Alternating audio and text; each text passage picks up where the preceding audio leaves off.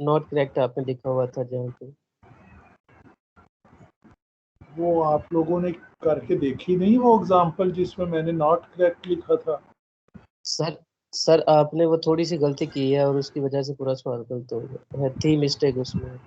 तो कोई बात नहीं ना, वो आप अपने तौर पे कर लो, मैं पहले भी आपको यस। बता चुका हूँ ऐसी बातें। अगर यस नहीं सर, वो आपसे हो पहले। रहा तो मैं आपको I can again I can share the solution again. जी जी, Azharuddin, you are saying something. Sir आपने कहा था कि मैसेज किया था कि फिर मुझे रिमाइंड करना, वो मैं रिमाइंड कर रही जब मैंने एशेलन फॉर्म का निकाला था, रिड्यूस एशेलन फॉर्म एक मैट्रिक्स का, फिर मैंने उसका डिटर्मिनेंट लिया तो वो डिटर्मिनेंट सेम नहीं आ रहा था। Just listen to me, just I am explaining to you. दूसरी दो क्लासों को मैंने पेपर जो आपको दिया है सबको, क्विज, वो मैं एक्सप्लेन कर चुका हूँ। आज मैं शुरू में कुछ वक्त आपसे वो I want to discuss your whole quiz. आप लोग उसके आंसर लिख लेंगे, आप लोग कापी पेंसिल पकड़। दूसरी बात सबसे पहले जो आपको बतानी है वो ये है कि अजरुद्दीन से, आपका जो क्लास फेलो अजरुद्दीन है, उससे मेरी बात हुई थी। उसने कहा था कि सर ये जो मैट्रिसेस के इक्विवेलेंट मैट्रिसेस के when we convert them into the determinants and open it, so solution is not the same, the answer is not the same. Always remember that there is a certain difference between the rule and regulation of matrices and determinants. Keep in mind. Matrices में each entry has something common, फिर वो बाहर हम उसको common लेते हैं. While in the determinant any row or any column जो है उसमें से कुछ कॉमन हो तो हम कॉमन बाहर ले सकते हैं.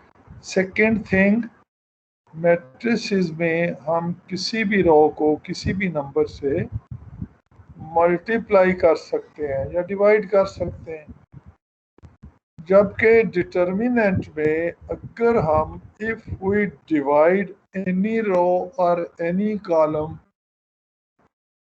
Bye any constant real number, अगर हम मल्टीप्लाई करते हैं तो बाहर बैलेंस करने के लिए डिवाइड करना पड़ेगा, अगर डिवाइड कर रहे हैं तो बाहर मल्टीप्लाई करना पड़ेगा. ये रीज़न है जिसकी वजह से इक्विवेलेंट मैट्रिसेस के डिटर्मिनेंट सेम नहीं आएंगे, लेकिन इक्विवेलेंट डिटर्मिनेंट जो आपस में है वो सेम वैल्यू देंगे. आप इसको बेशक करके देख लीजिए. Do you understand what I have explained? जी यस सर, एक बात ठीक, पूछनी थी। जी श्योर श्योर, एक नहीं सर वो बेशक दो बातें. जी सर डिटर्मिनेंट की रो या कॉलम को जब हम आपस में इंटरचेंज करते हैं तो बाहर माइनस लगाते हैं। जी, उसमें कंसेक्टिव दो रोज को जब भी इंटरचेंज करेंगे तो बाय साइन चेंज हो जाएगा.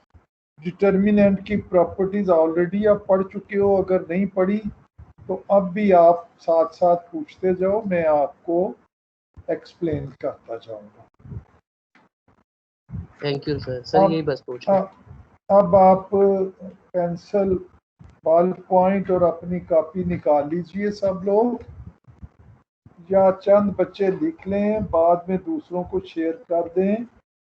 मैं इन डिटेल चंद लम्हे 15-20 मिनट लगाकर मैं आपकी जो असाइनमेंट है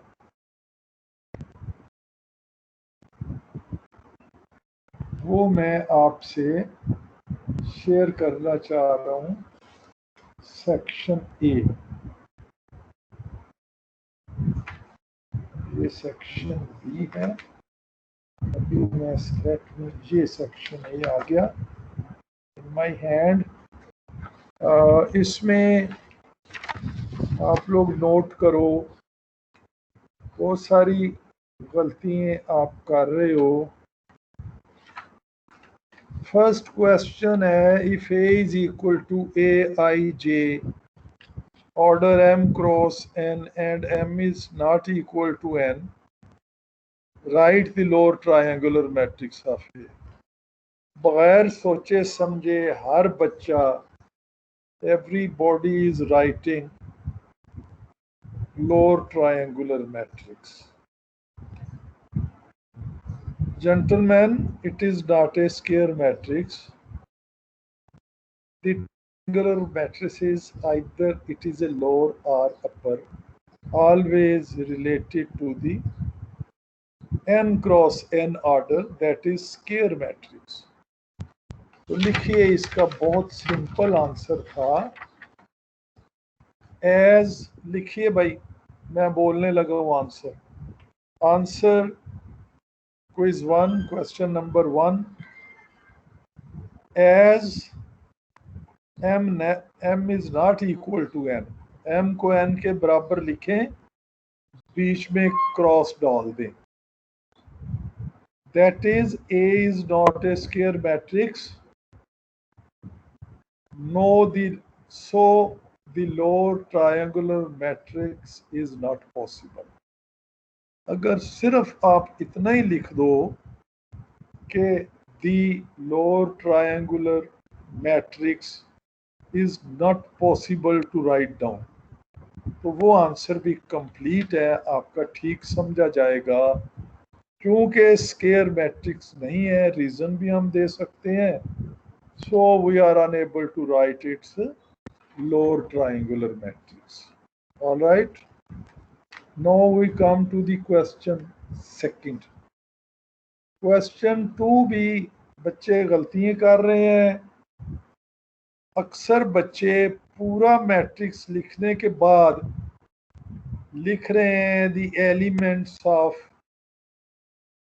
जेथ कॉलम या कॉलम आर, आगे वो एलिमेंट लिख रहे हैं। भाई क्या जरूरत है, आप कॉलम वेक्टर लिखो सिर्फ। मैं क्वेश्चन फिर पढ़ दूं, आपका सेकंड क्वेश्चन है, right A column vector of the matrix given in A in the standard form. ऊपर जो मैट्रिक्स ए दिया है उसका आपने स्टैंडर्ड फॉर्म में कॉलम वेक्टर लिखना है, तो वो आप लिख लीजिए। कॉलम वेक्टर जो कि जेथ कॉलम होता है इज इक्वल टू, अब आप कॉलम की शक्ल में आप लंबी स्क्वायर ब्रैकेट्स डाल लें, लिखिए A1J, second element A2J, third element A3J, उसके बाद डॉट डॉट डॉट डालें और लास्ट एलिमेंट AMJ, क्योंकि m क्रॉस n ऑर्डर है और mth रो है, लास्ट रो mth रो है AMJ। बाज बच्चों ने डाट नहीं डाले हुए और बगैर उसके लिख रहे हैं, ऐसा नहीं करना। अभी तो मैंने कुछ ठीक मान लिया है, आइंदा हम ठीक नहीं मानेंगे। फिर सुन लो, A1J, A2J, A3J up to so on AMJ column vector. Row की शक्ल में कभी भी नहीं लिखना, गलत हो जाएगा। क्वेश्चन नंबर 3, ये नोट कर लो भाई, बातें रोज रोज नहीं बताई जाएंगी। Question number 3, under which condition the two matrices A and B are conformable for multiplication BA। बहुत सारे स्टूडेंट इसको इस शक्ल में लिख रहे हैं, the column of the first matrix is equal to the row of the second matrix. इस दफ़ा तो मैंने बच्चों को थोड़ा रिलीफ देने के लिए, आपकी पहली असाइनमेंट मेरे पास है ये, ड्यू टू दैट रीज़न मैंने थोड़ा सा रिलीफ दे दिया है, इसको ठीक मान लिया है। आइंदा ठीक नहीं मानेंगे, जो हम बात पूछ रहे हैं उसका आंसर हमें चाहिए। आप लिखिए इसका आंसर। आंसर बोलने लगा हूं। The number of columns in B, the number of columns in B is equal to the number of rows in A, is equal to the number of rows in A.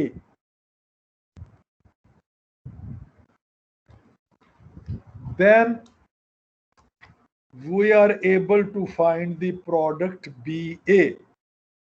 बच्चे इसमें पता नहीं कहाँ से इसका ऑर्डर ये है, इसका ऑर्डर ये है, उसका ऑर्डर ये होगा।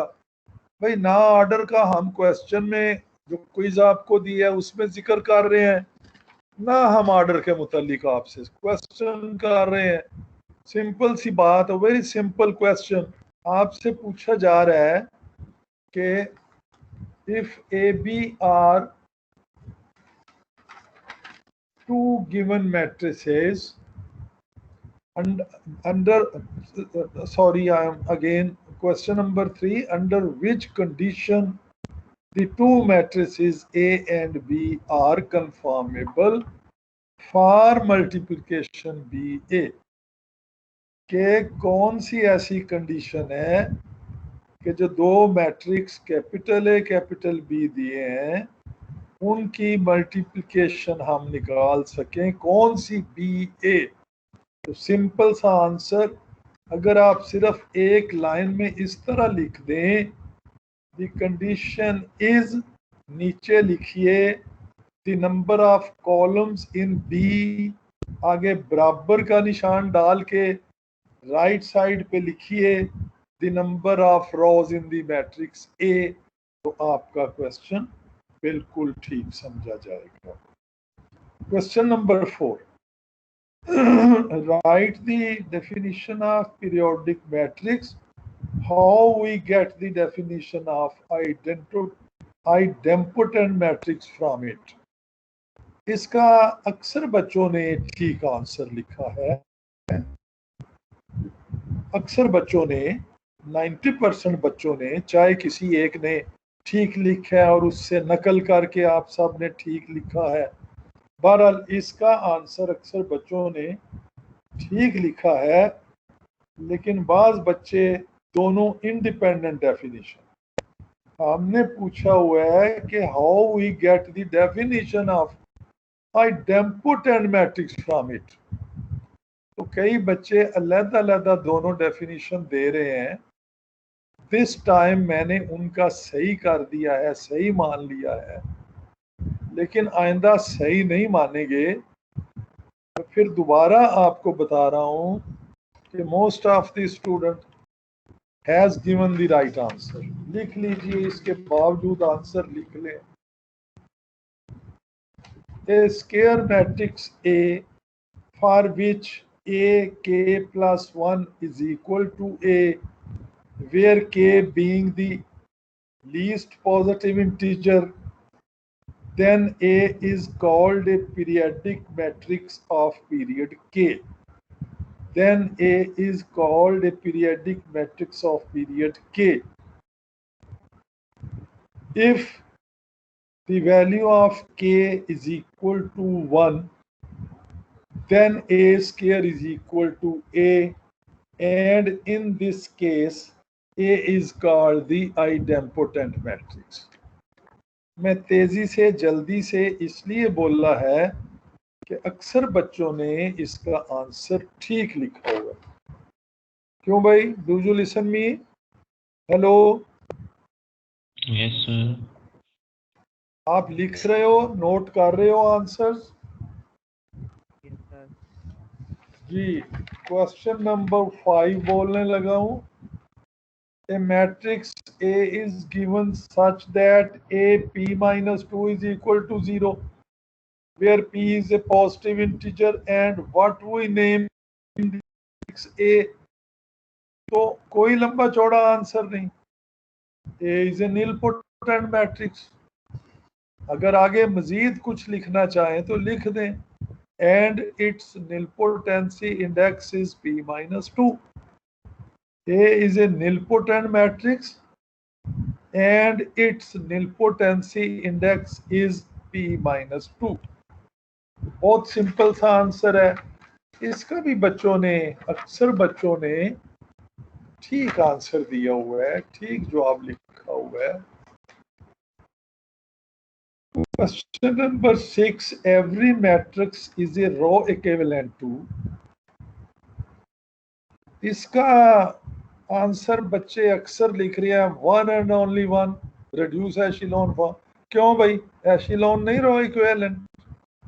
एशिलॉन भी तो रो इक्विवेलेंट है, तो ऐसी बात नहीं है।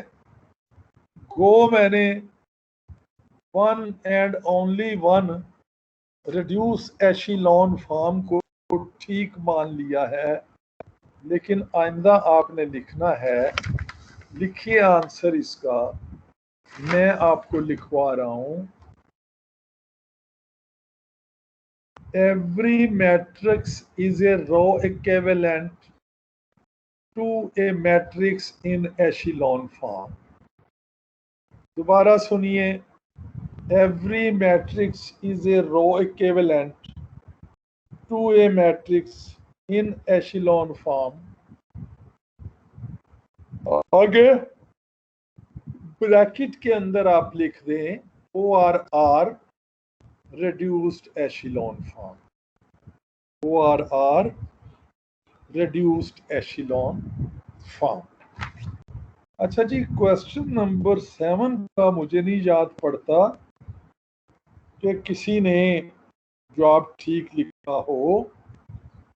AX is equal to 0 of n in n variables has a non-trivial solution if and only if।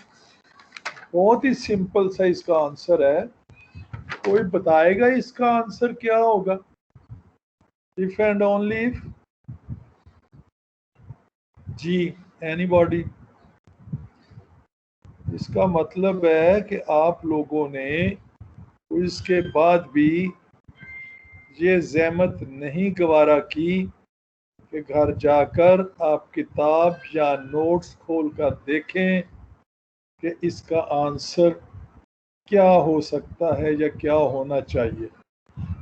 लिखिए, क्वेश्चन नंबर 7 का आंसर बोलने लगा। A is a singular matrix। A is a singular matrix, that is, आगे 2 बार डालें, उसके अंदर A डालें, यानी डिटर्मिनेंट ऑफ A बराबर 0। क्योंकि सिंगुलर मैट्रिक्स कौन सा होता है? जिसका ऐसा स्केयर मैट्रिक्स जिसका डिटर्मिनेंट 0 हो जाए। तो A जब भी, देखो ना, स्केयर तो है, क्योंकि हम उधर कह रहे हैं n वेरिएबल n इक्वेशन। देखिए उधर हम वजाहत कर रहे हैं कि AX is equal to 0 system जो दिया हुआ है of n equations in n variables has a non trivial solution if and only if A is a capital A is a singular matrix, that is determinant of A is equal to 0। ये इसका answer. Sir मैंने यही लिखा है, लेकिन मेरा गलत हुआ है। कौन बच्चा बता रहा है? कौन बोल रहा है? Sir roll number 112 Husnain.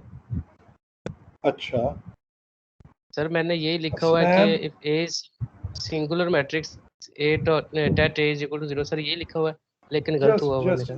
just give me a little time, just give me a little time। ऐसा मैं बड़ी एहतियात से ये काम करता हूँ, ऐसा होना नहीं चाहिए। आप मेरे नोटिस में नहीं लाए हो। अगर जाकर चेक किया था, मेरे नोटिस में ले आते तो अभी तक दुरुस्त हो चुका होता। मुझे ज़रा आप देखने दो। आपका रोल नंबर बेटा जी क्या है? 112 सर। 112। लेट मी सी, अगर मुझे जल्दी मिल जाता है तो मैं अभी आपको देख के बता देता हूँ। 112। आपके टोटल मार्क्स कितने हैं? 6 है सर, 6। 6 है। हसनैन अभी आपके फिर भी दूसरों की निस्बत बेहतर हैं। अभी देख लेते हैं अगर 112, वरना क्लास के बाद दोनों क्लास, क्योंकि आपकी क्लास के फौरन बाद ये मिल गया मुझे भाई। अभी देख लेते हैं। अच्छा, एक ये बड़ी गलती है कि बच्चों ने ऑर्डर में नहीं क्वेश्चन किए। अच्छा जी, ये है क्वेश्चन नंबर कौन सा? 7। क्यों भाई, 7 की यस बात कर सर, रहे यस हैं? सर, पांचवा यस छठा सर।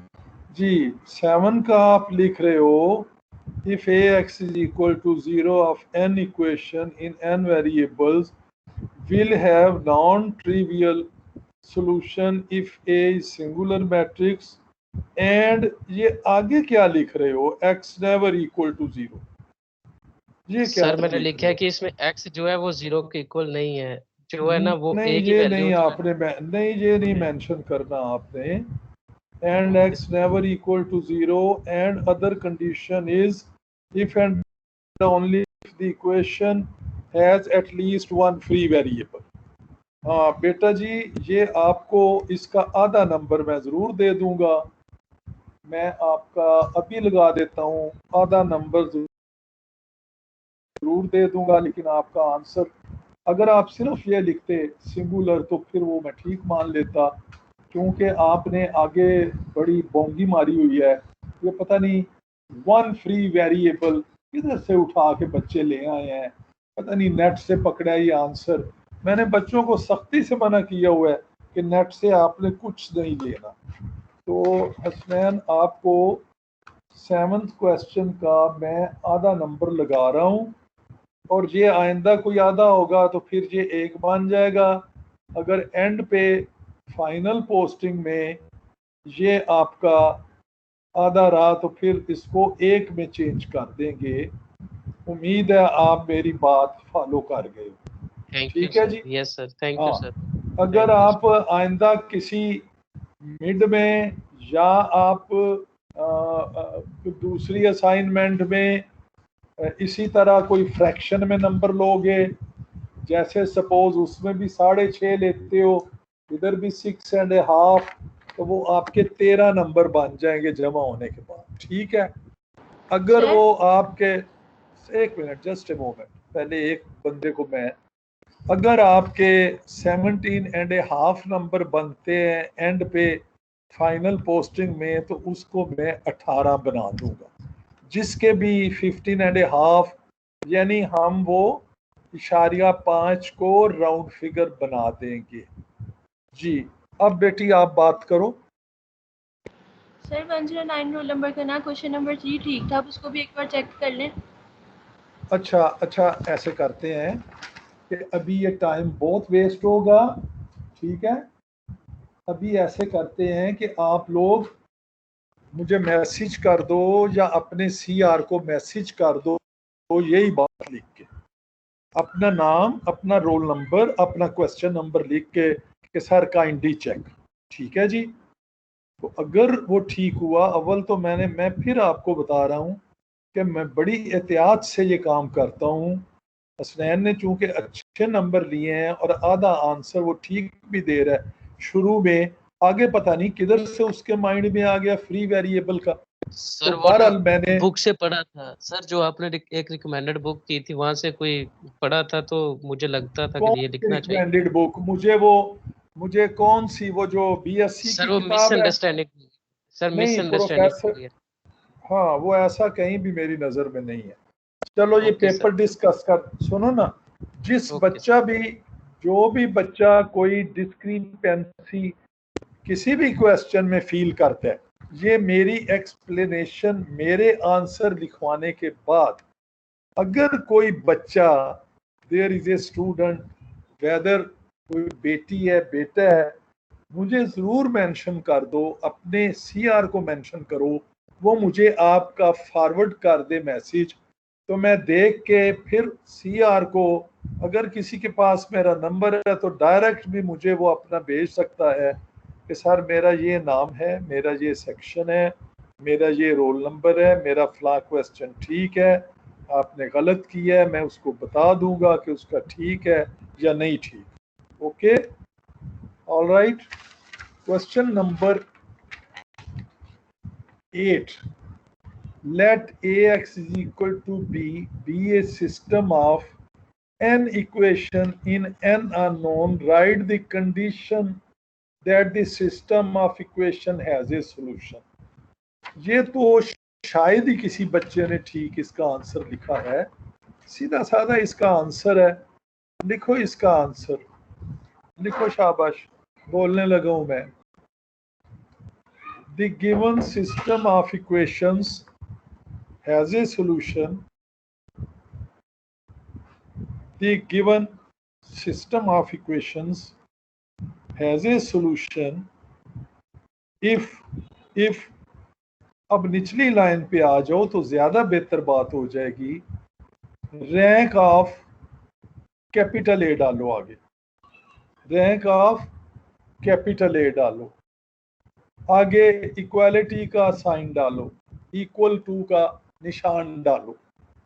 आप लिख भी सकते हो, आप इस तरह भी लिख सकते हो, rank of A is equal to the rank of A B, ठीक है।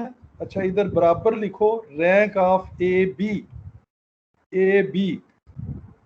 वेयर अब फिर निचली लाइन में आ जाओ, वेयर ए बराबर लिखो कोफिशिएंट मैट्रिक्स, ए के बराबर लिखो कैपिटल ए लिखो is a coefficient matrix, A B को लिखो आर्गुमेंटेड मैट्रिक्स, ए बी को लिखो आर्गुमेंटेड मैट्रिक्स।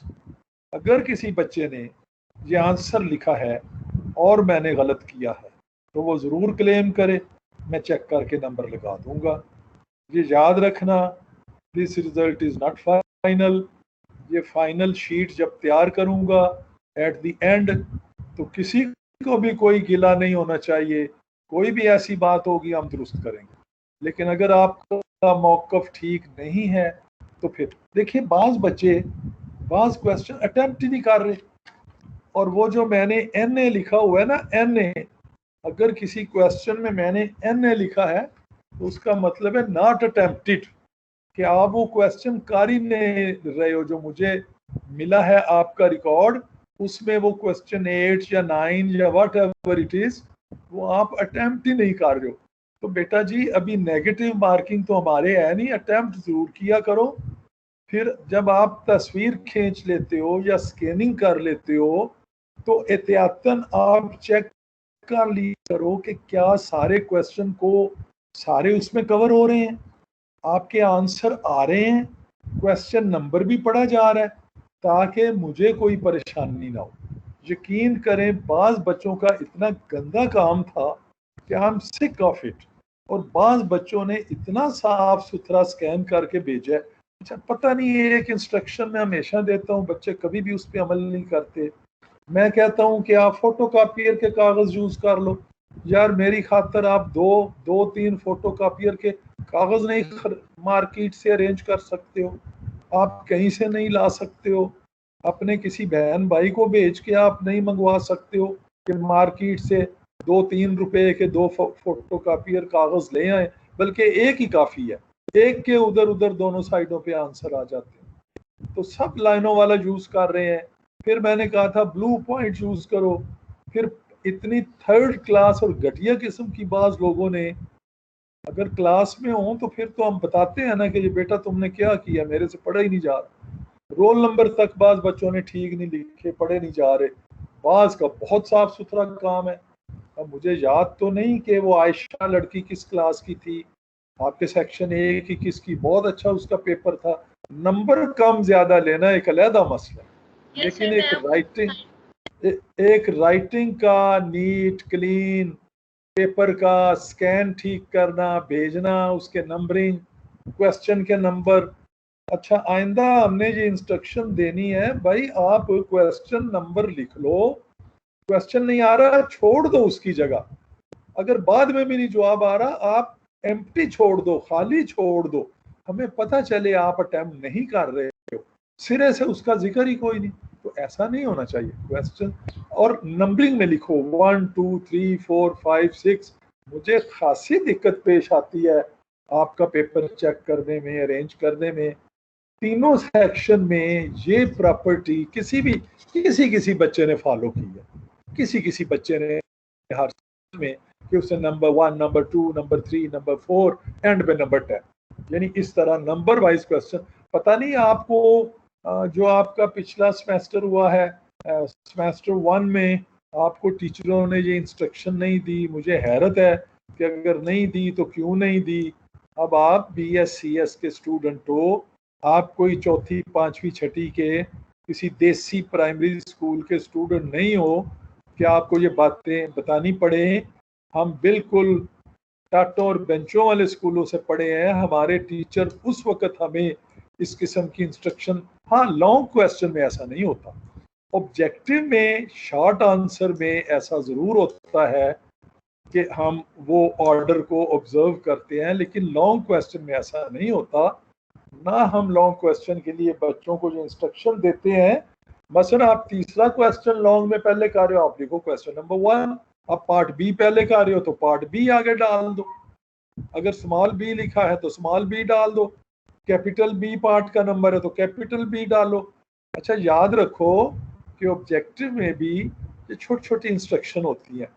अगर ऊपर लिखा है, अगर सपोज आपको हम दे रहे हैं मल्टीपल चॉइस, तो उसमें हम कहते हैं एनसर्कल द राइट आंसर, तो इसका मतलब है कि दायरा लगाओ उसके गिर्द, उस नंबर के गिर्द दायरा लगा दो जो आपकी नजर में राइट आंसर है।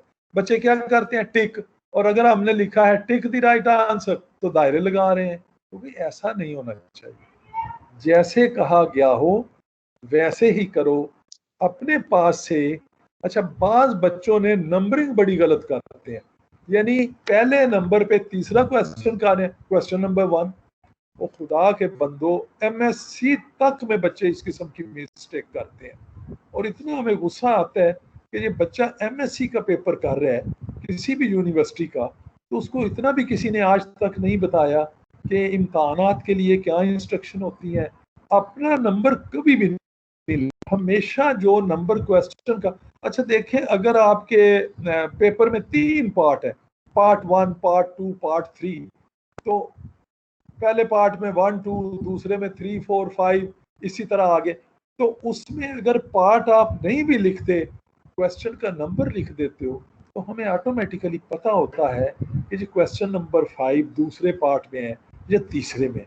यानी पार्ट ना भी लिखो, क्वेश्चन का नंबर बड़ा जरूरी होता है, और वो ही नंबर जो पेपर में दिया हुआ है, पेपर में आपके क्वेश्चन पेपर। तो ये बेटा जी, ये इंस्ट्रक्शन याद रखते हैं, ये मैं क्लासों में तो बच्चों को खास तौर पे समझाता हूँ। अच्छा जी, क्वेश्चन नंबर 8 को, अच्छा सिंपली 8 का आंसर यूं भी लिख सकते हो, the system of equation has a solution, या the given system has a solution if the rank of the coefficient matrix A is equal to the rank of the augmented matrix AB। यानी सिर्फ इतना भी लिख दो तो आपका answer 100% ठीक समझा जाएगा। यानी जैसे मैंने इक्वालिटी का साइन लगाकर बताया है, 2-3 लाइनों में लिखना, ना भी लिखें तो कोई अर्ज, ठीक है। अच्छा, अगर आप ये लिखते हैं कि एक और आंसर सुन लो, the system of equation has a solution if the rank of A B is equal to the, if the rank of A is equal to the rank of A B where A and A B have their usual meanings. तो ये भी answer ठीक समझा जाएगा, answer को रटा नहीं लगाना, जो जो मैं बता रहा हूँ उसको लिख लो, उनमें से कोई भी बात लिखोगे ठीक समझी जाएगी।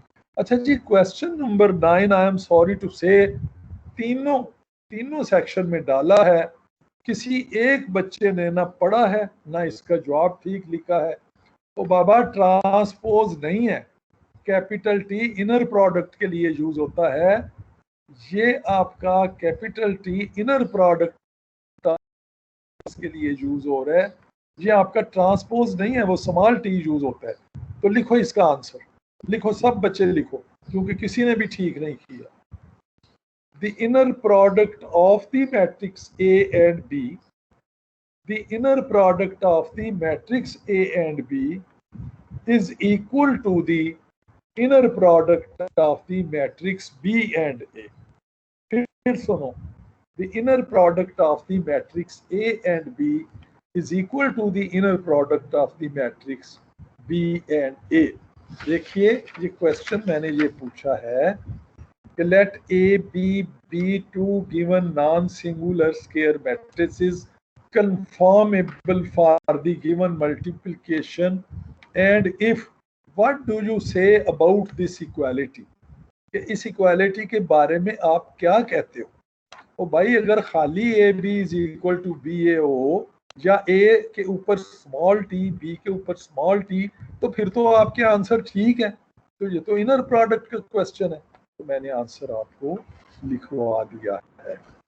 ठीक है जी, क्वेश्चन नंबर जी जी सर मैंने क्वेश्चन नंबर 9 में इसी तरह लिखा है कि A T B and B T A are equal only if they have conformable for multiplication and both are square matrix. ये लिखा है मगर आपने गलत किया। क्या क्या क्या आगे क्या लिखा है? मैंने लिखा है if they have conformable for multiplication and both are square matrix. नहीं देखो ना, आई टेल यू, वो तो बात हम कर रहे हैं, आप वो बात क्यों कर रहे हो? आपने तो इनर प्रोडक्ट की बात करनी है। अगर इनर प्रोडक्ट लिखा है तो लेट टेल मी, कहीं जिक्र नहीं किसी भी पेपर, किसी भी बच्चे। मैं आपको आंसर लिखवा तो रहा हूँ, आप फॉलो नहीं कर रहे हो मेरा आंसर। यस सर, वो लिख रहा हूँ। हाँ, दोबारा लिख लो, सुन लो। Inner product. जी जी सर, मैंने क्विज दी है लेकिन मेरे नंबर नहीं लगे हुए लिस्ट में। आपका मैं अभी चेक कर लेता हूँ। आपका बेटा जी सेक्शन ए में, सेक्शन ए के साथ ही दिया। Yes sir. आप रिपीटर तो नहीं हो? No no sir. आपका नाम क्या है? What is your roll number, what is your name? Roll number बताओ। 121। हसनैन इमरान। Yes sir. यार लगे आप, अच्छा टोटल नहीं लिखा हुआ। Yes sir. टोटल नहीं लिखा। अच्छा बेटा जी, ये पता क्या है, ये आपका जो छठा क्वेश्चन है ना, इसके नीचे मैंने साइन ऑफ इंटरोगेशन डाला हुआ है। तो ये आज ही मैं इसको चेक करके दोबारा, रोल नंबर 121, आप मुझे सिंपली अपने सीआर को मैसेज कर देना। Roll number 121 Hasnain Imran, the grand total is not given, बस इतनी बात लिख के भेज देना।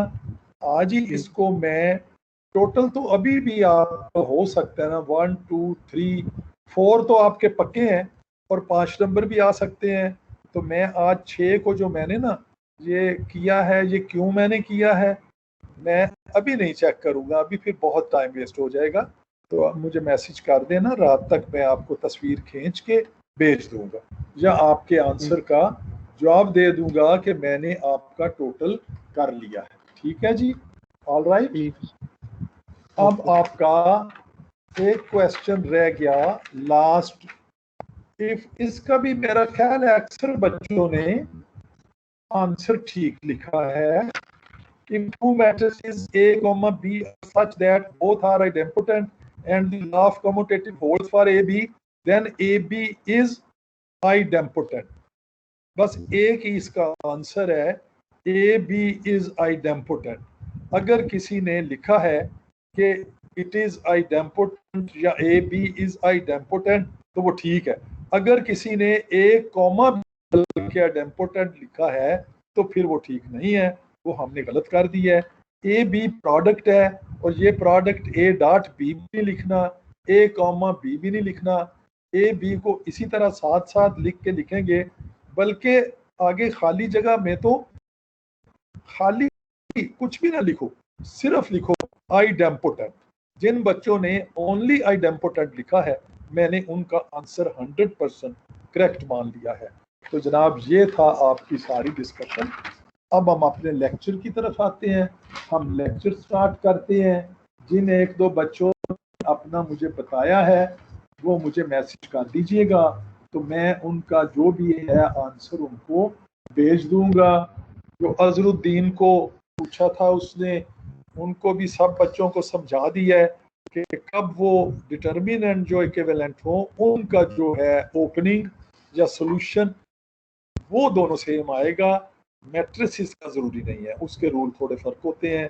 अब जी कौन सा पेज 22 कौन सा बता रहे थे पेज, ताकि उस पेज पे मैं जाऊं और लेक्चर स्टार्ट 25 से पहले पहले सर पढ़ दिया। ओके, बहुत ज्यादा टाइम आज तो लग गया भाई, पूरा 1 आवर जो है वो तो इसी में डिस्कशन में हो गया।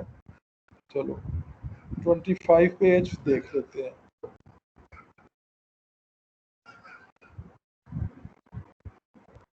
पढ़ा करो, ये जो मेरे नोट्स हैं सब जगह यही करवाए जा रहे हैं सब क्लासों में, तो इसलिए आप एक एक चीज़ पढ़ छोड़ो, उसको अंडरलाइन करो। अगर कोई चीज़ समझ नहीं आती तो फिर मुझे आप बताइए, तो इंशाल्लाह मेरा नहीं ख्याल कि कोई भी आपको परेशानी हो। लो जी, determinant and inverses of matrices. Sir आपकी स्क्रीन स्टक हुई है, पहली स्लाइड पे स्टक। अच्छा यस चलो, just give me some time, मैं दोबारा शेयर कर देता हूँ। ओके, मैं आपको इसको मैं ख़त्म करता हूँ और मैं दोबारा शेयर कर देता हूँ। कोई वजह हो गई होगी नेट की, कॉपी, और अभी इसको पेस्ट करते हैं, अभी ओपन करते हैं शेयर ट्रे, और अभी आपको ये शेयर हो जाती है।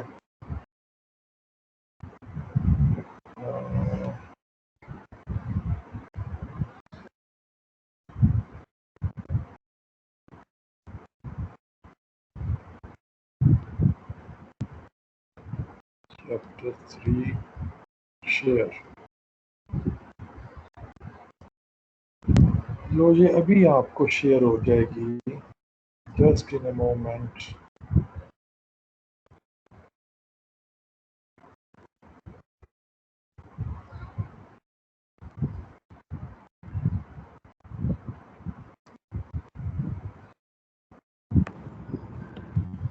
सर क्यों भाई?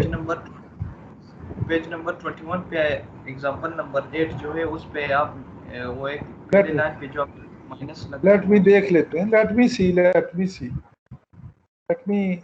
आई am going to the page 21, फिर आपकी बात सुनते हैं, फिर आपको जवाब देते हैं कि आप क्या पूछ रहे हो, क्या कह रहे हो। जी ये है आपका पेज 21 आ गया। सर जो आपने डिटरमिनेंट के बाहर जो दो रोज चेंज किए फिर आपने माइनस लगाए, ये समझिए ये रोज इंटरचेंजिंग पे डिटरमिनेंट में माइनस हाँ साइन फर्स्ट, आता है। जी ये डिटर्मिनेंट की प्रॉपर्टी है ना, फर्स्ट 2 रोज मैंने इंटरचेंज किया, पहली 2 रोज चेंज की हैं। इसमें ऐसे नहीं कर सकते, इसमें ऐसे नहीं कर सकते कि 1 3, अगर 1 3 को चेंज करना है तो बारी बारी करेंगे, बारी बारी, ताकि हमें पता चले बाहर साइन क्या आएगा, ठीक है ना।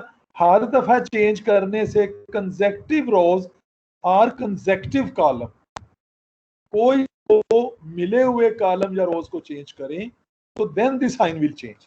ठीक हो गया, क्लियर हो गया? Okay sir.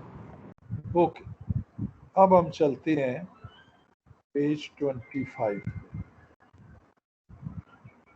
जी पेज 25 पे हम कह रहे हैं कि we will find determinant and inverses of matrices. Theorem है, for any invertible matrix determinant of A never equal to 0 and determinant of A inverse is equal to 1 over determinant of. वो कह रहा है कि ए इनवर्स का determinant बराबर होगा 1 over determinant of. ये देखिए let A be a non-singular matrix. A B non-singular matrix है with A inverse as its inverse. Then A inverse A is equal to A inverse is equal to I. ये तो property आप सब लोग जानते हो मैट्रिसेस की कि स्क्वायर मैट्रिसेस में A इनवर्स A और वो अगर नॉन सिंगुलर है तो उसके लिए this property hold A inverse A is equal to A inverse is equal to I. तो ये भी पीछे हम किसी प्रीवियस रिजल्ट में देख चुके हैं कि determinant of A inverse A is equal to determinant of A inverse into determinant of A. अब हम जानते हैं कि जो डिटर्मिनेंट ऑफ A इनवर्स होता है वो किसके बराबर होता है. मैंने नीचे लिखा हुआ है but determinant of A inverse A is equal to determinant of I. यानी मैट्रिसेस A इनवर्स जो है उसका क्या बनेगा रिजल्ट I. तो determinant of A inverse is equal to determinant I mean identity matrix और वो हमेशा 1 के बराबर होता है. आइडेंटिटी मैट्रिक्स का डिटर्मिनेंट जब भी खोलोगे आप रिजल्ट विल बी 1. तो अब ऊपर वाली इक्वेशन में हमने determinant of A inverse into determinant of A को बराबर लिखा 1 के. ये समझ आ गई बराबर आपको. यानी देखें ना ऊपर वाली इक्वेशन में जो सेकंड इक्वेशन है determinant of A inverse A लिखो 1. तो 1 बराबर है determinant of A inverse into determinant of A. तो उसको मैंने साइडें इंटरचेंज करके लिख लिया. तो यहाँ से आप देखिए कि दोनों नॉट इक्वल टू 0. तो दोनों तरफ डिवाइड कर दो डिटर्मिनेंट ऑफ A से. यहाँ लेफ्ट साइड से डिटर्मिनेंट ऑफ A उधर ले जाओ. तो इसका मतलब ये हुआ कि determinant of A inverse is equal to 1 over determinant of A.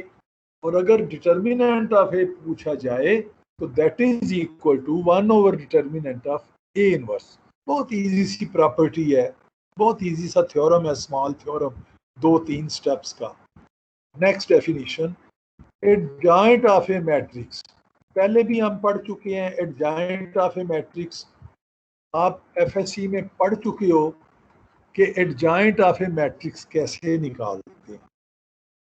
देखिए किसी भी मैट्रिक्स में each entry is replaced by it's cofactor.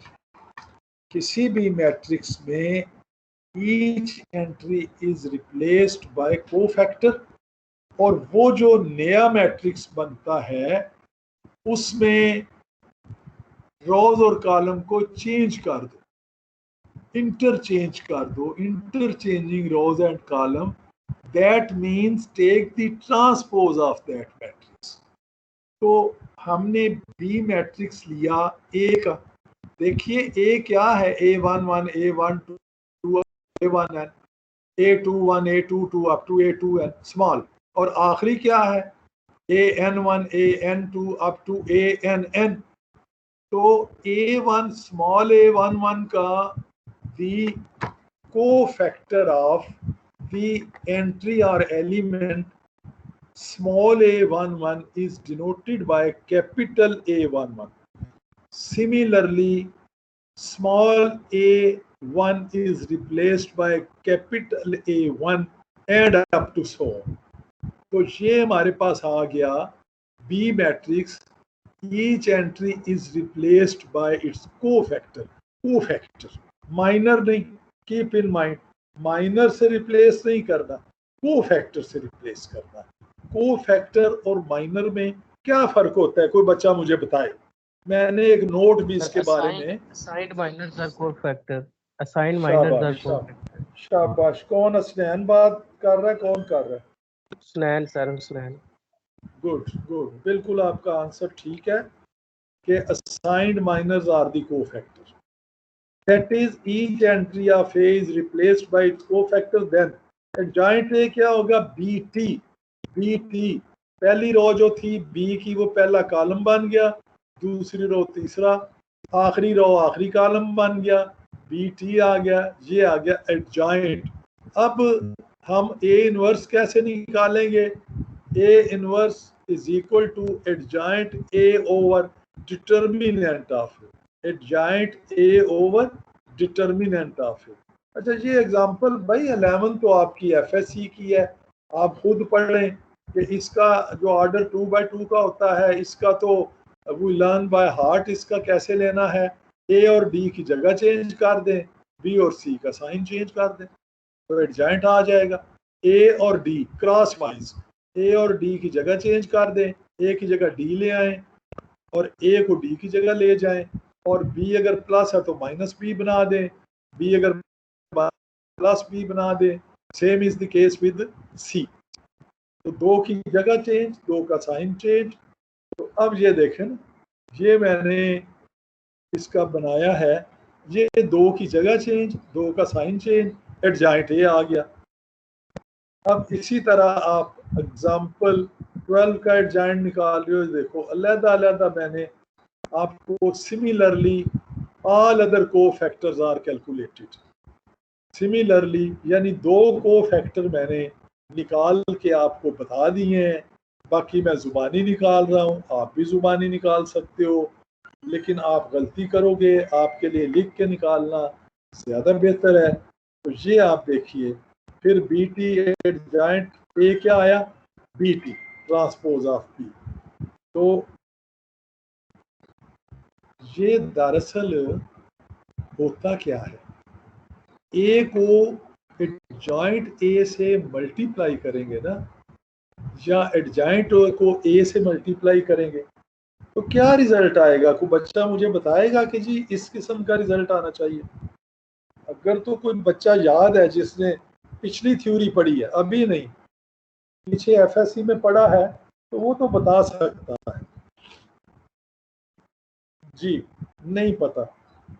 के टाइम्स द आइडेंटिटी मैट्रिक्स, के time a into adjoint of a, multiplication of a by its adjoint, capital A into adjoint of a, दोनों की multiplication क्या देगी?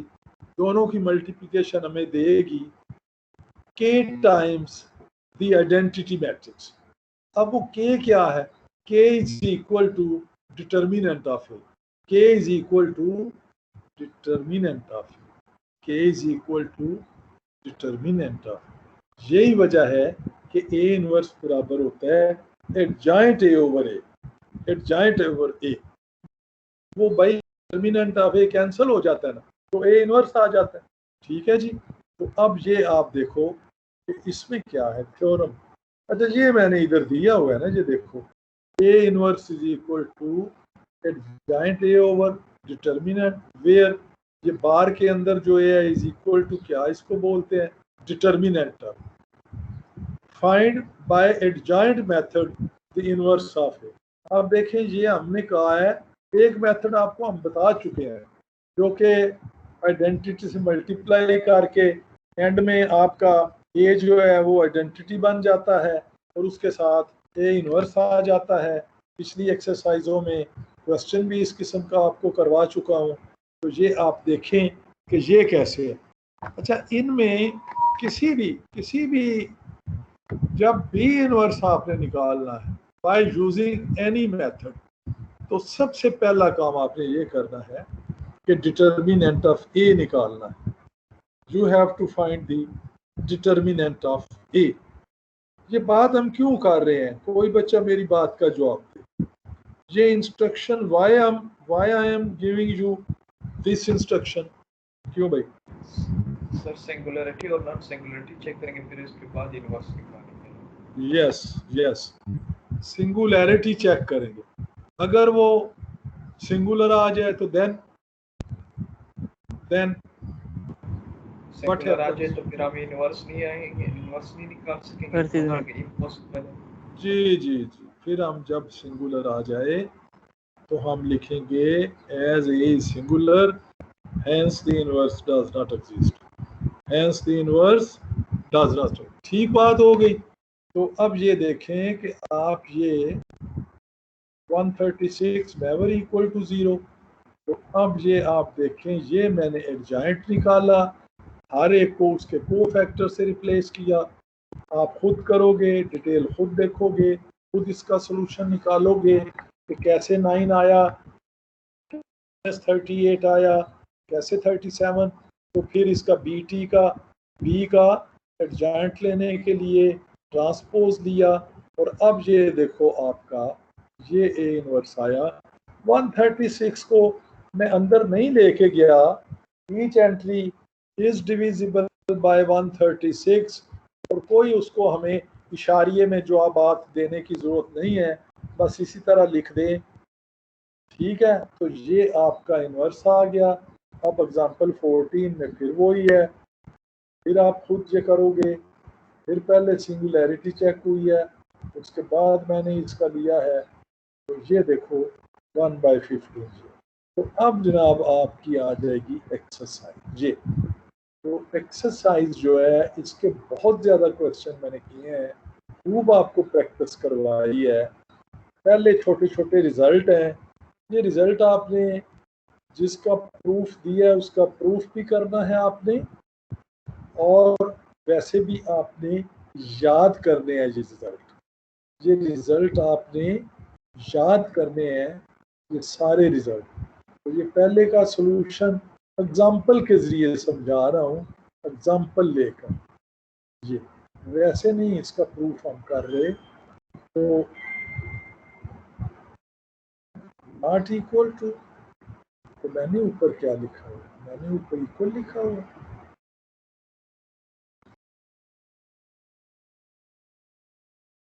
कि भाई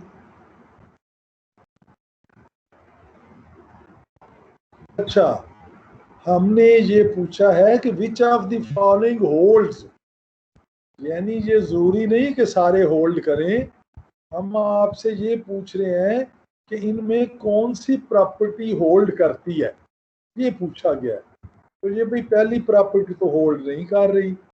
ये आप देखें, determinant of A plus B याद रखना है, never equal to determinant of A plus determinant. अब ये देखिए,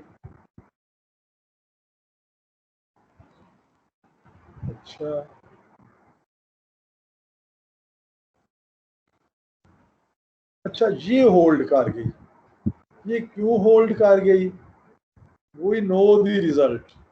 ये देखिए, ये रिजल्ट आप पीछे पढ़ चुके हैं, determinant of A is two B matrices is equal to determinant of A into determinant of B. वैसे ये मैट्रिसेस बराबर नहीं है, लेकिन इनके डिटर्मिनेंट जो है ना, वो देखो, ए बी को पहले मल्टीप्लाई कर लो, फिर डिटर्मिनेंट लेके खोल लो, या अलहदा अलहदा दोनों डिटर्मिनेंट्स को खोल के मल्टीप्लाई करो, you will get the same result. तो इस रिजल्ट को सामने रखते हुए हम कहते हैं कि determinant of A plus B का whole square determinant of A plus B into A plus B. अब ये बना determinant of A plus B into determinant of A plus B. तो क्या ये ए इज टू ए का स्क्वायर नहीं हो जाएगा, ए स्क्वायर? तो determinant of A plus B whole square. तो ये रूल होल्ड कर रहे हैं, ये रूल हमने प्रूव कर दिया, कोई मिसाल भी लेने की जरूरत नहीं। आप एग्जाम्पल के जरिए भी देख सकते हो, जरूर देखना। एग्जाम्पल के जरिए वही दो मैट्रिसेस ले लो ऑर्डर 2x2 के, तो ये रिजल्ट होल्ड कर रहा है। अच्छा, थर्ड में देखें, थर्ड में ये नहीं होल्ड करेगा। We give a counter example to disprove it.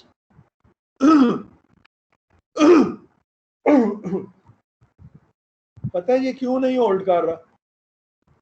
इसकी एक बहुत बड़ी रीजन आपको बताऊं कि a plus B whole square is not equal to matrices में a plus B whole square not equal to a plus B square. ठीक है जी, पता है नहीं इस बात? पता है इस बात का?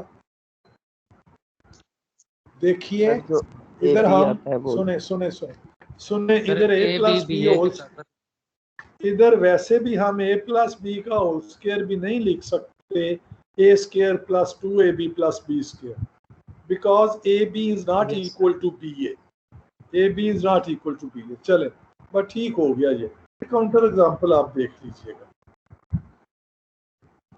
उसके बाद आपका एक काउंटर एग्जांपल है, ये देख लें आप।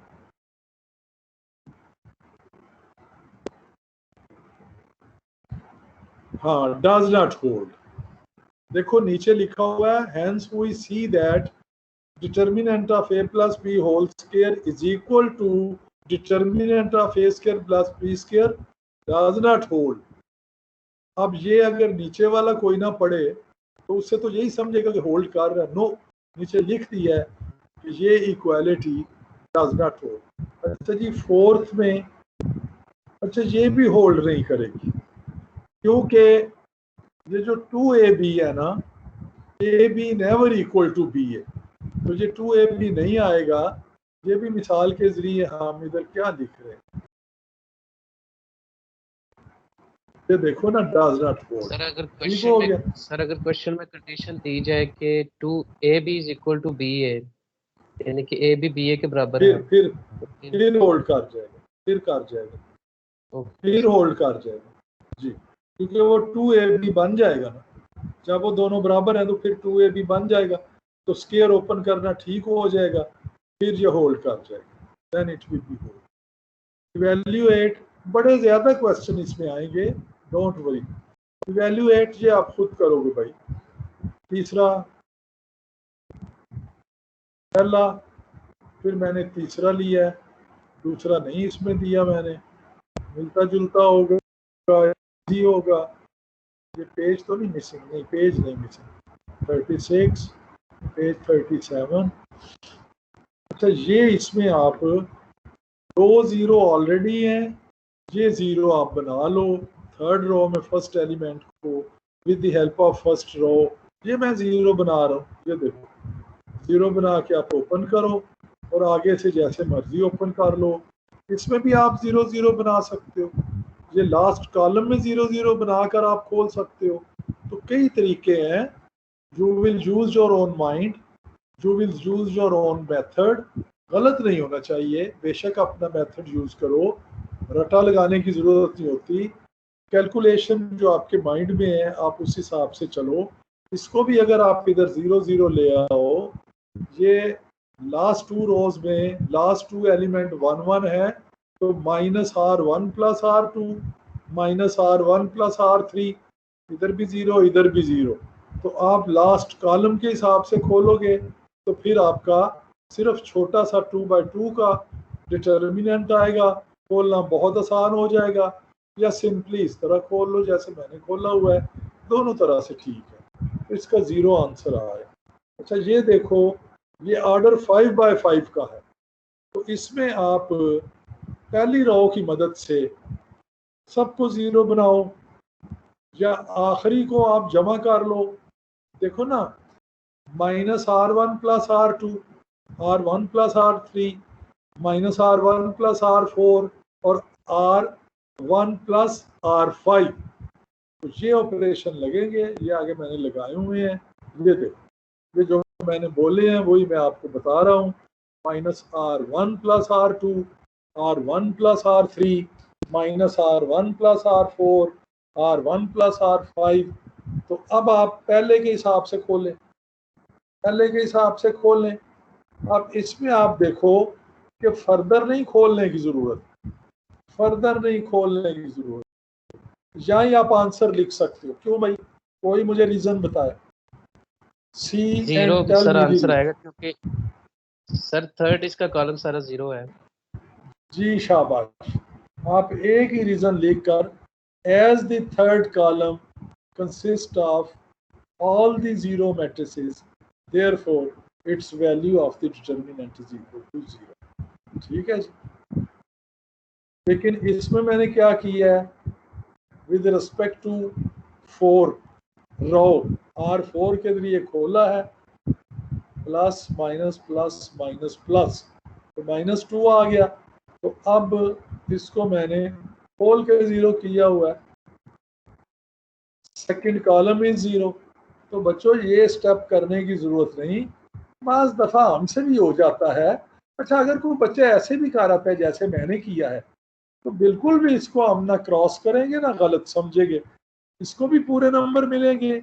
और जो बच्चा सेकंड लास्ट स्टेप के बाद लिख देता है in this determinant the third column consist of 0 entries hence its value is equal to 0, और एंड पे लिख देता है determinant of A is equal to 0, तो उसका भी आंसर 100% करेक्ट है, पूरे नंबर मिलेंगे। क्वेश्चन नंबर 4 ये करना है आपने चेक, तो विदाउट एक्सपेंशन चेक करना है कि ये बराबर है। तो इनमें मेरा ख्याल है रीशफलिंग करनी पड़ती है। C12 को करो, फिर बाहर माइनस आ गया। इसमें रोज कंसेक्टिव रोज को चेंज करके आपस में वो सारा सर जी, इसमें कोशिश से, ये आपका एफएससी में भी दिया हुआ है। C12 जब चेंज किया ना कॉलम 1 और 2 को, तो बाहर माइनस आ गया, फिर उसका ट्रांसपोज लिया तो माइनस तो अपनी जगह पे रहा। जब ट्रांसपोज लिया तो इधर मैंने फिर क्या किया, इधर एक और माइनस बाहर ले रहा हूँ, लेकिन लिख नहीं रहा मैं, इधर लिखना चाहिए मुझे। इधर मैंने क्या किया जी, फर्स्ट 2 कॉलम को इंटरचेंज किया। देखिए पहले 2 कॉलम फर्स्ट जी, तो बाहर माइनस आ गया फर्स्ट 2 कॉलम्स को। तो इधर ठहरिए, मैं ज़रा अपने नोट्सों में अभी लिख लूँ ताकि फिर ये काम रह ना जाए। बेटा जी ये कौन सा पेज था, तो याद है पेज कौन सा? पेज नंबर 40 है सर। 40 है, ये अभी मैं दुरुस्त कर लूँ इधर, तो फिर आगे चलते हैं। पेज 47 और पेज 40 जी, 40 पे ये लिखना है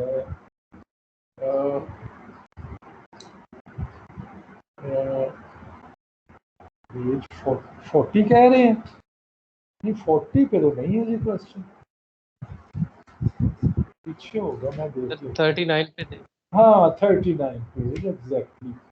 तो C12 लिखूंगा ना, ठीक है जी, C12 एक माइनस और आ गया, तो माइनस माइनस प्लस, तो you get the desired result. तो आपका प्रूव हो गया left hand side is equal to right hand side, ठीक है जी। अब ये क्वेश्चन वेरी इंपॉर्टेंट है, ये एफएससी का क्वेश्चन है, ये कई बार एफएससी के पेपर में भी फर्स्ट ईयर में आ चुका है, इसके बावजूद बच्चों को नहीं आता। तो ये आप खुद देख के आएंगे, खुद करके लाएंगे, फिर समझ नहीं आएगी तो मैं आपको समझा दूंगा। थर्ड पार्ट बीएफएससी का है, बहुत आसान, आपके लिए छोड़ रहा हूँ।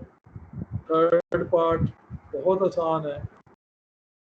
ये क्या क्वेश्चन मैंने नहीं किया इसको, let A is equal to, मेरा ख्याल है इसको छोड़ा हुआ 40 और पेज 41 है। देखिए 41 पे और क्वेश्चन है, इसको मैंने 41 है, क्वेश्चन नंबर 2 है, वो छोड़ा हुआ है, आप खुद कर लीजिए। Let A is equal to this, ये थर्ड है, थर्ड क्वेश्चन आप खुद करोगे, सिंपल एक्सपेंशन के हैं। इसमें मेरा ख्याल है इसमें आखिरी में एक्सपेंड कर सकते हैं, पहले नहीं, कॉमन लीजिए, फिर इसमें हाँ जी स्टेप बाय स्टेप किया है, पढ़ लेना कि क्या इवेल्युएशन, इवेल्युएट, थर्ड का इवेल्युएट। तो इसमें आप क्या करेंगे, इसमें आप ऐसे करें कि लास्ट रो को यानी R4 प्लस R3, इधर 1 आ जाएगा, उस 1 की मदद से सबको 0 बनाइए। 1 आ गया, उसकी मदद से सबको 0 बनाई। इधर मैंने क्या किया, हाँ R1, अच्छा जी R1 प्लस R4 पहले कर लिया, इधर मैं इस 2 की मदद से 0 ले आया। फिर मैंने ये किया है कि -3 से पहली रो को मल्टीप्लाई कर रहा हूँ और दूसरी में ऐड, तो इधर मैंने 1 बनाया। अच्छा देखिए, मैं फिर आपको ये बताऊं कि रट्टा लगाने की जरूरत नहीं होती।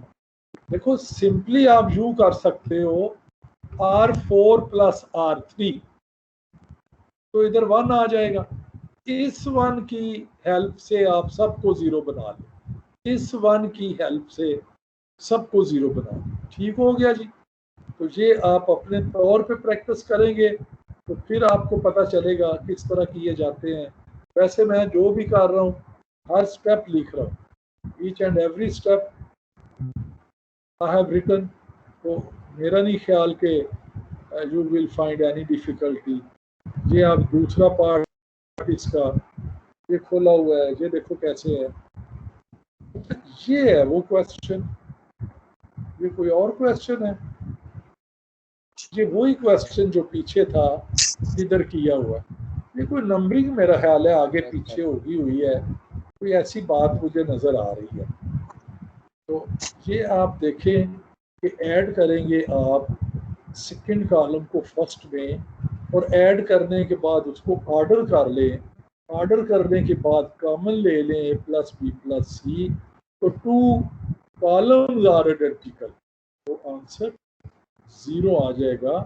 2 कॉलम्स आर आइडेंटिकल। ये इस किस्म का क्वेश्चन था जिनमें कंडीशन होती है विदाउट एक्सपेंशन, यानी आपने एक्सपेंड करके 0 नहीं लाना, आपने according to rules, according to principle, according to properties आपने ये करना होता है। ठीक है जी। Prove that each of the following determinant vanishes, vanishes mean become equal to 0, ये मतलब है इसका। तो ये भी देखो कि आपकी 2 रोज या 2 कॉलम, फर्स्ट 2 रोज आइडेंटिकल बन गई, और ये कंडीशन लगानी है A never 0, B never 0, C never 0। इसी तरह अब ये सारी एक्सरसाइज आप देख के आइएगा। तो 2-4 मिनट मुझे रेस्ट के लिए दे दें, क्योंकि 12:30 12:30 पे I have to take next class, section B है मेरा। तो ये सारे देख के आइएगा। इंशाल्लाह अगले 1-2 लेक्चर में हम we will be able to cover this chapter. Maximum 2-3 lecture में हम इस चैप्टर को कवर कर लेंगे। मुझे भाई अटेंडेंस भेज देना अब्दुर्रहमान। अब किसी बच्चे ने कोई भी बात पूछनी है तो पूछ ले मेरे से। ठीक है जी। Anybody any question? फिलहाल देखो जो आपके मिड के तो मुझे यही लग रहा है कि ऑनलाइन ही होंगे। अगर 7 यूनिवर्सिटी खुल जाती है तो बड़ी अच्छी बात है। 7 जून से फिर क्लासों में तारफ भी हो जाएगा, पेपरों की डिस्कशन भी हो जाएगी। फिलहाल मैं कुछ नहीं कह सकता। पेपर हमने 2-4 दिन में बना लेना है आपका, 1-2 दिन में। वो मैं नहीं बनाऊंगा आपका पेपर, वो दोनों शाम की मैडम जो है वो बनाएंगी, और आपको लॉन्ग क्वेश्चन दिए जाएंगे। उसमें मिड की इंस्ट्रक्शन है कि उसमें आपने क्विज या शॉर्ट आंसर या ऑब्जेक्टिव वगैरह नहीं डालने। ठीक है। तो this was all about today's lecture. अब अगर कोई भी बच्चा कितने लॉन्ग क्वेश्चन पूछना आएंगे? जी, कितने लॉन्ग क्वेश्चन आएंगे? ये आपको बता देंगे एग्जाम से पहले। वो मैडम, दोनों मैडम मिल के पेपर बना के मुझे शेयर करेंगी, तो मैं फिर आपको बता दूंगा कि दोनों चैप्टरों में वैसे तो बैलेंस्ड किस्म का पेपर होता है कि कितने नंबरों के कितने पार्ट होंगे, कितने क्वेश्चन होंगे, आया क्वेश्चन कंप्लीट करने होंगे या पार्ट का ऑप्शन होगा, सारा कुछ आपको बता देंगे। ठीक है जी। मीटिंग ख़त्म करें, काफ़ी है आज के लिए। अब तो 5 मिनट बाकी हैं भाई। ओके जी, विश यू गुड लक। अल्लाह हाफिज़। सर ये मीटिंग एंड करते हैं। सर रिकॉर्डिंग भी स्टॉप कर दीजिएगा। ओ यार सर चले गए हैं, मैंने बोला भी था, खुद लीव कर गए। अभी ये रिकॉर्डिंग 3-4 घंटे की होगी और फिर इसे कौन डाउनलोड करेगा? यार अब्दुलरहमान को सर को मैसेज करके बुक कह दे।